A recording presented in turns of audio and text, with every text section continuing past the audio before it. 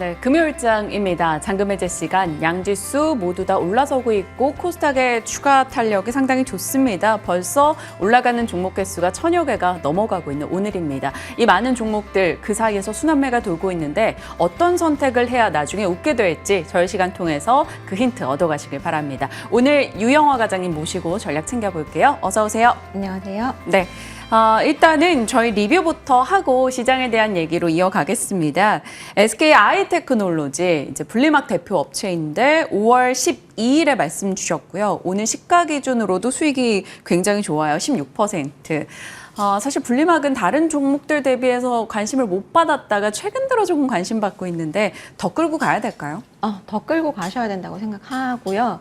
일단 뭐 그때 당시에 말씀드렸던 투자 포인트 잠깐 다시 말씀드리면 IRA로 이제 중국의 분리막 업체들이 우려 집단으로 이제 분류가 되면서 결국 그 반사 수혜를 SK 아이테크놀로지나 국내 분리막 기업들이 받을 것이다라는 투자 아이디어였고 제가 그때도 말씀드렸지만 SK 아이테크놀로지 상장하고 나서 제가 처음으로 추천드린다고 말씀드렸을 거예요. 네, 사실 그 분리막이 상장됐을 때 가만히 생각해 보시면 이 양극재 다음으로 그러니까 분리막 같은 경우는 사실은 마진율이 상당히 좋습니다. 그러니까 양극재 같은 경우는 사실은 잘 나와도 뭐 한 자릿수, 뭐 7%, 8%, 9% 뭐 이런 정도인데 분리막은 사실은 이제 주목을 받았던 이유가 마진율이 한 20% 가까운 쪽이기 때문에 셀 업체보다도 사실 돈 더 많이 벌거든요. 네. 그래서 어쨌든 그 기술력에 의해서 그렇게 이제 마진이 좀 보장이 된다라고 보시면 되는데 일단 실제로 지금 현재 이제 국내 분리막사들은 미주 중심의 완성체 업체들이 분리막의 탈중국을 가속화하면서 국내 분리막 업체들과 접촉 그러니까 러브콜이 지금 굉장히 좀 많은 상황이라고 보시면 될 것 같고요. 실제로 그 결과가 6월 2일 날 나왔습니다. 공시통해서 신규 고객사와 분리막 장기 공급 계약을 드디어 체결을 했는데 SK 아이테크놀로지가 아시겠지만 눌려있던 이유는 일단 적자, 그 다음에 고객사가 캡틴 마켓 이외에 뭐 뚜렷하게 있니? 뭐 이런 것들이 이제 디스카운트 요인이었는데 그런 부분들이 지금 해소가 되고 있다는 게 저는 이제 특징적으로 보셔야 되는 부분인 것 같고요. 이 장기 공급 계약을 자세히 뜯어보면은 올해 6월부터 그리고 이제 2030년 9월까지 북미 중심으로 해서 뭐 유럽 같은 곳, 해외 지역으로 분리막 공급을 하게 되거든요. 그래서 SK 아이테크놀로지의 디스카운트 요인이었던 이 고객의 다변화, 그 다음에 수율 같은 경우도 이제 앞으로 수요가 계속 된다면 가동률이 올라가면서 좋아질 수 있기 때문에 실적도 나아질 수 있는 국면으로 보시면 좋을 것 같고요. 1분기에 이미 실적 긍정적으로 나왔거든요. 2분기에도 아마 좀 긍정적인 실적을 이어갈 것 같아요. 그래서 매출액은 뭐 한 1,700억 정도, 영업 적자는 36억인데 분리막 쪽에서는 흑자로 이미 돌아섰어요. 그렇기 때문에 전사해가지고 뭐 흑자로 전환되는 건 이제 3분기고 기본적으로 2분기에도 분리막 쪽에서는 흑자가 날 것이기 때문에 시장의 포인트는 분리막에 가 있어서 뭐 전사 적자가 난다고 하더라도 주가가 절 빠질 것 같진 않거든요. 그래서 전 이 부분이 상당히 중요한 것 같고 그리고 이제 아마 마지막 주가 포인트 하나를 말씀드리면 이제 2분기에 SK 이노베이션, SK 온향의 그 수율이 나올 거예요. 수율 얘기가 나올 텐데 SK 온이 수율이 올라가면 이 회사는 자연스럽게 올라갈 수밖에 없거든요. 그러니까 마진이 좋아질 수밖에 없는 구조이기 때문에 2분기 실적까지는 일단 잘 보시는 거 일단 말씀드리고 싶습니다. 네. 일단 홀딩해보자라는 의견이고요. 실적 나오는 시즌부터 해서 저희도 계속해서 AS에 나가도록 하겠습니다. 자, 시장 분위기 어떤지 머니맵 통해서 확인해 보도록 하겠습니다. 코스피 대비 코스닥이 상대 강도가 더 셀 때는 앞서도 말씀 주셨지만 2차 전지 쪽의 강세가 돋보이는 날입니다. 테슬라의 10거래 연속된 강세 움직임 속에서 국내 2차 전지주도 셀 업체들 위주부터 소재까지 같이 힘을 내네요. LG 에너지 솔루션 1.5% 상승 확인되고요. 양극재 쪽인 LNF 에코프로 BM도 추가 상승 보여주고 있습니다. 삼성 바이오로직스가 어제 또 5천억 수주 이슈가 있었잖아요. 그래서 오늘장에서도 2% 이상 강세 확인되고 있고요. 현대차, 기아 이번 주에는 사실 여러 이슈 속에 또 피크아웃 우려 속에 약세였는데 오늘장은 그래도 회복의 움직임 나타내고 있습니다. 자, 한동안 강했던 산업재나 이런 쪽에서 오늘은 살짝 경기 민감주 일부에서 내려가는 모습 확인되네요. 시장 분위기 점검했고요. 이제 세세하게 전략을 챙겨보도록 하겠습니다. 수급적인 흐름을 놓고 봤을 때 이번 주 분위기 어땠습니까? 뭐 수급은 아무래도 이제 6월 들어오면서부터 2분기 실적에 기대되는 쪽으로 좀 집중이 된다라고 보시면 될 것 같아요. 일단 2분기 실적 발표가 한 달 정도 남았기 때문에 1분기에 이어서 호실적이 기대되는 좀 확실한 K-뷰티 그런 쪽으로 좀 집중이 되고 있는데 화장품이나 미용 의료기기 쪽으로 수급이 좀 집중되고 있다라고 보시면 좋을 것 같아요. 일단 그 주목할 만한 부분은 이제 1분기에 코스메카 코리아나 인그루드랩 같은 경우는 가이던스를 1분기 굉장히 서프라이즈를 냈음에도 불구하고 올해 전체는 굉장히 좀 보수적으로 제시를 해줬거든요. 네. 그렇기 때문에 아마도 제가 볼 때는 지금 이제 수출 데이터라든지 여러 가지 정황상 2분기도 서프라이즈 나오지 않을까라는 기대감을 많이 가지고 있는 것 같고 실제로 만약에 이들이 2분기에 서프라이즈가 나올 경우 올해 보수적으로 제시했던 가이던스 자체가 좀 올라갈 수 있어요. 그러면은 여기서 또 추가로 업사이드가 생길 수 있는 거기 때문에 아마 기관들은 이거를 염두에 두고 미리 선취매를 하고 있다라고 보시면 좋을 것 같고요. 미용 의료기기도 사실 최근에 좋습니다. 네. 미용 의료기기는 사실 지금 이제 상호펀드들이 서로 눈독을 들이고 있고 어제 루트루닝도 그런 얘기가 네. 나왔잖아요. 근데 일단 기관들, 뭐 공모펀드나 상호펀드 쪽에서는 파마 리서치를 꽤 많이 매수를 했어요. 여전히 올해도 돋보이는 탑라인 성장과 최근에 이제 리피팅이든 뭐 다른 것들이든 미용 의료 시술이 늘어남에 따라서 피부과를 방문하는 사례들이 늘어나죠. 네. 근데 아마 받아보신 분들은 아시겠지만 리프팅 받으면서 리쥬란을 같이 받으면 효과가 좋습니다. 피부가 훨씬 더 좋아집니다. 왜냐하면 리프팅을 받아서는 뭐 물광이나 이런 것들이 나진 않잖아요. 피부 결이라든지 어떤 피부 톤이라든지 이런 거를 좋게 해주는 게 바로 이 연어주사, 리쥬란의 주사제이기 때문에 같이 시너지가 나고 있다고 보시면 돼요. 그러니까 리프팅하고 경쟁사가 아니라 리프팅을 많이 받으면 받을수록 리쥬란도 많이 받는다라고 보시면 좋을 것 같고 제가 이제 파마 리서치를 작년에 아마 말씀을 드렸던 것 같은데 그때 말씀드렸던 포인트가 이 회사가 수출이 다른 회사에 비해서 안 되기 때문에 디스카운트 했었다. 퍼 10배 그냥 상단이 그랬는데 수출이 늘어나면서 이제 K-뷰티라는 이제 닉네임이 붙으면서 이제 밸류에이션이 멀티플이 상당히 높아질 수 있는 요인이라고 말씀을 드렸는데 지금 그게 진행이 되고 있다고 보시면 좋을 것 같고요. 제가 최근에 IR 들었지만 톤이 굉장히 좋아요. 자신감이 있고 수출에 대한 부분들 계속 성장하고 있기 때문에 앞으로 계속 좀 잘 지켜보시면 좋을 것 같습니다. 네. 파마 리서치도 얘기해 주셨고 사실 지금 오늘장에서도 마녀공장 이슈로 인해서 네. 인지 화장품 쪽 분위기도 좋고요. 또 엔터주들이 다 괜찮다 보니까 K뷰티 관심으로 해서 네. 미용 의료 쪽이 다 같이 지금 올라갑니다. 마녀공장이 어제 따상 기록했고 오늘 20% 급등했잖아요. 네네. 이 종목은 혹시나 뭐 뷰가 있으실까요?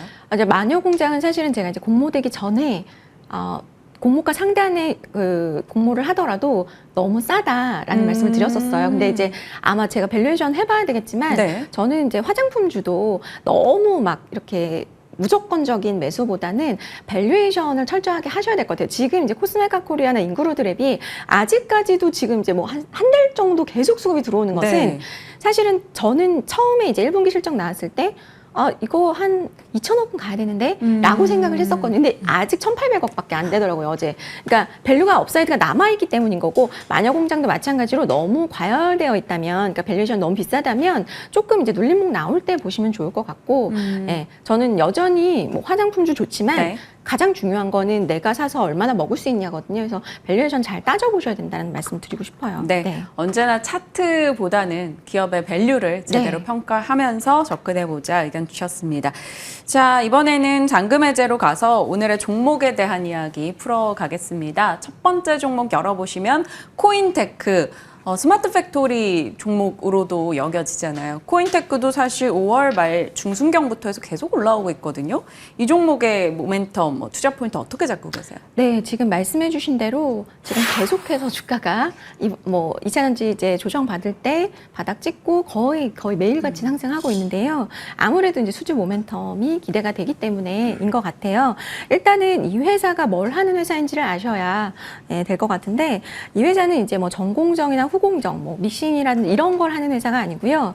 전공정과 후공정을 모두 아우르는 어떤 공정 자동화 시스템을 전문으로 제조하는 회사라고 보시면 돼요. 네. 요 지금 그림에서도 보시겠지만 자동화를 전체적으로 통제하고 컨트롤하는 회사다라고 보시면 되고요.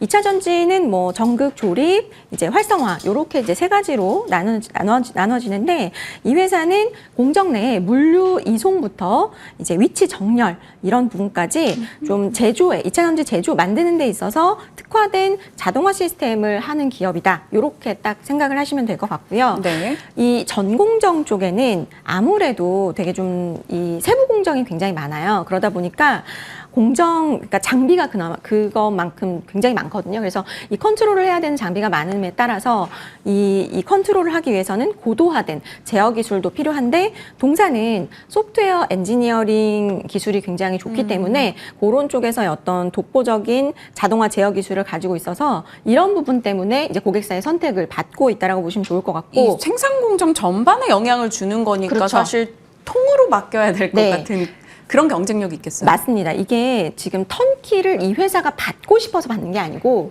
사실은 이제 고객사에서 턴키를 주고 싶어 하죠. 본인들이 왜냐하면 편하니까. 그렇죠. 네. 네. 본인들이 기술력 있는 기업에게 턴키를 줬을 때 사실 공정의 수율도 빨리 맞출 수 있고 이런 부분들이 굉장히 이제 비용으로 다 수익으로 중요하기 때문에 일단 고객사의 니즈가 있는 거예요. 그렇기 때문에 지금 가장 큰 고객사 LG에너지솔루션으로부터 자동화 공정에 대한 부분을 계속 수주를 받고 있는 상황이고 지금 2차 전지 전공정 이 스마트 자동화 시스템의 경우에는 상당히 마진율이 높습니다. 그렇기 때문에 이 회사가 지금 일단 주목을 PNT처럼 그래도 이 장비주 중에서 좀 어쨌든 마진율이 높은 부분으로 좀 부각이 되고 있다라고 보시면 좋을 것 같고요. 네.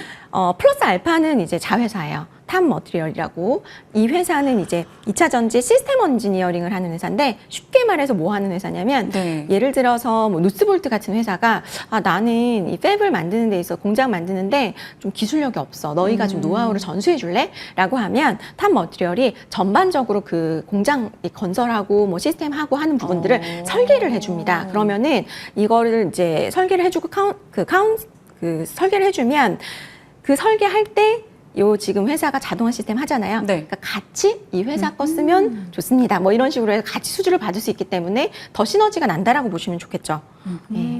탑 머티리얼이 또 그런 일을 하고 있었네요. 네네네. 여기서 또 같이 배웠습니다. 자회사와의 시너지에 대한 모멘텀. 근데 살짝 말씀드렸지만 사실 이들 업체는 결국 수주를 주는 발주를 하는 쪽이 중요하잖아요. LG 엔솔이 주요 고객사인데 옛날보다 이제는 고객사를 좀 다변화시켜놔야 될 것 같다라는 생각이 많이 드는데 잘 되고 있어요? LG에너지솔루션은 사실 고객사로 가지고 있는 것만으로도 이 회사에게는 굉장히 이제 장점이죠. 그렇죠. 테슬라도 그런데 있고요. 그렇죠. 그런데 이제 해외 고객사가 최근에 4개, 5개였었는데 그게 한 8개, 9개로 늘어나고 있어요. 아까 말씀드렸듯이 자회사 통해서 그렇게 이렇게 좀 수주도 받고 그리고 일단 탄탄한 레퍼런스를 가지고 있잖아요. 그렇기 때문에 이런 부분들이 지금 긍정적으로 좀 작용이 하고 있는데 LG에너지솔루션만 해도 사실 지금 글로벌하게 엄청난 증설을 지금 해야 되는 상황이거든요. 근데 북미에서 지금 뭐 계속 공장도 가동하고 있는 상황이고요. 근데 지금 이 북미 쪽에서 지금 단기로 한 3건 정도? 네. 그러니까 가깝게 한 6월에서 8월 정도에 지금 한 3공장 정도가 수주가 지금 좀 임박해 있어요. 그렇기 때문에 그 수주를 좀 받을 가능성, 그것 때문에 주가가 최근에 조금 더 탄력 있게 움직이고 있다라고 보시면 좋을 것 같고요. 네. 일단 올해 신규 수주 3,100억 정도 됩니다. 굉장히 탄탄한 수주 실력을 지금 보여주고 있고요. 그렇기 때문에 이것을 토대로 해서 결국에는 올해 실적 나아질 거고 또 올해 아까 말씀드렸지만 6월에서 8월 LG에너지솔루션 향으로만 한 3개 정도가 기대가 되기 때문에 그것도 받으면 수주 또 올라가면서 내년까지도 지금 실적은 좀 탄탄하게 이어질 것으로 예상이 되고 있습니다. 네. LG 엔솔 로부터 받는 수주 플러스 거기에 고객사 다변화까지 모멘텀을 좀 키워나가고 있는 종목입니다. 코인테크 그리고 앞서 언급 주신 대로 자회사와의 시너지까지 기대되는데 그러면 실적을 어느 정도로 앞으로 평가를 하고 주가를 어느 정도 레벨까지 보고 접근해야 될까요? 네, 일단 뭐 올해는 수주 잔고 기반으로 해서 뭐 턴어라운드는 계속해서 지속해 갈 것 같고요. 내년에도 뭐 신규 수주 계속해서 이어나갈 것으로 기다려지는 만큼 실적 성장세는 올해가 피크가 아니라 내년까지도 성장 충분히 이어갈 수 있다라고 보고 있고요.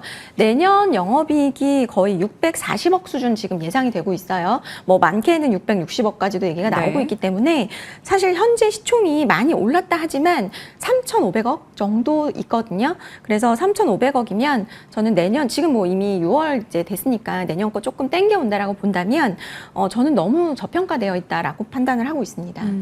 37,300원권입니다. 오늘장 2차전지 밸류체인 안에서 꽤 강한 탄력을 보여주고 있어요. 저희가 항상 목요일에 종목을 네. 주시는데 이렇게 금요일에 반응이 옵니다. 5% 정도 올라가는데 목표가 어느 정도 잡을까요? 일단 5% 올라가지 않은 상태로 제가 목표 주가 산정을 했기 때문에 일단은 1차는 한 4만 원 정도 수준 말씀을 드리고요. 더 상승하게 되면 제가 업데이트를 드리겠고 손절가는 3만 1,000원 말씀드리도록 하겠습니다. 네. 4만 원의 목표 주가로 코인테크 살펴주셨습니다. 첫 번째 잔금 해제 풀어본 종목이 되겠고요. 다음 두 번째 종목은 무엇일지 확인해 보시죠.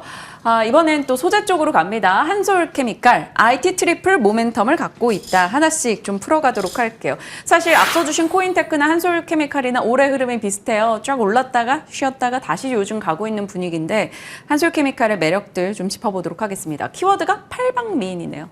네. 일단 트리플 모멘텀이라고 말씀을 드렸던 이유는 이 회사가 지금 하고 있는 총 3가지의 사업부, 반도체, 디스플레이, 2차 전지 요 세 개가 같이 좋아지는 그림을 올해 그려갈 수 있기 때문에 전 트리플 모멘텀이라고 말씀드리고 있고요. 사실 한솔케미칼처럼 반도체 소재를 하다가 2차 전지 소재를 같이 하려고 하는 기업들을 최근에는 하이브리드 종목이라고 얘기를 많이 해요.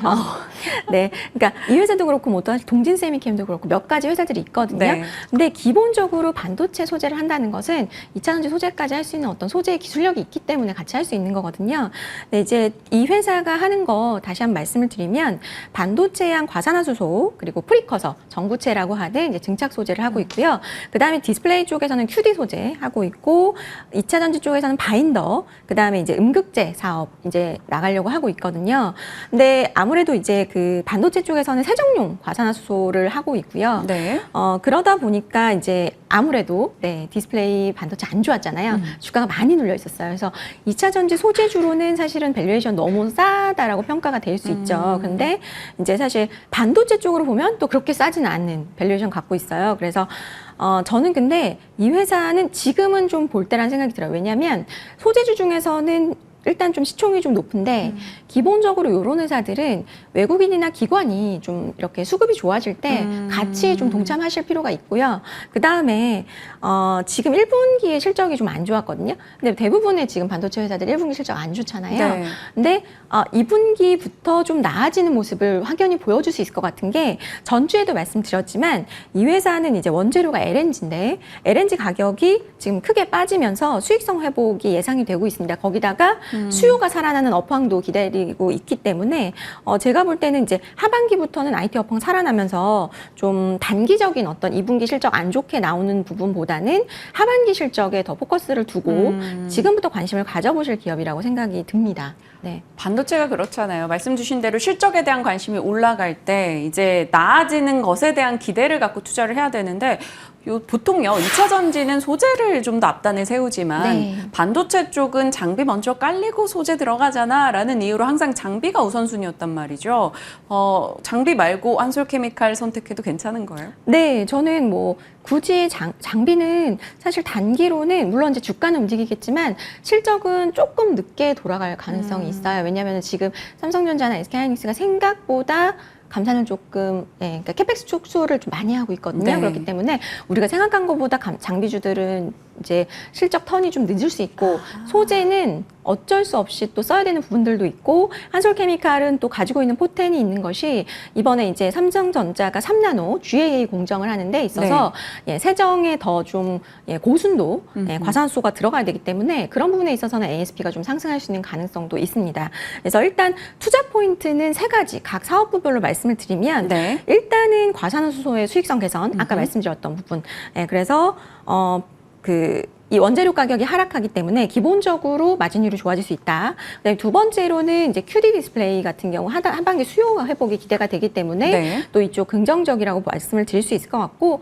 세 번째는 이제 바인더 매출이 본격화되고 실리콘 음극재가 앞으로 계속해서 밸류에이션에 반영이 될 것으로 예상이 되기 때문에 그런 부분들 주요하게 보시면 좋을 것 같은데 앞서 반도체나 이제 디스플레이 같은 거는 좀 잘 아시는 쪽일 거고 2차 전지 쪽에서 이 회사를 조금 자세하게 말씀을 드리면 네. 일단 SK온 그리고 삼성 SDI 향으로 2차 전지 음극재 바인더 분리막 바인더를 이제 공급하고 있는 기업이고요.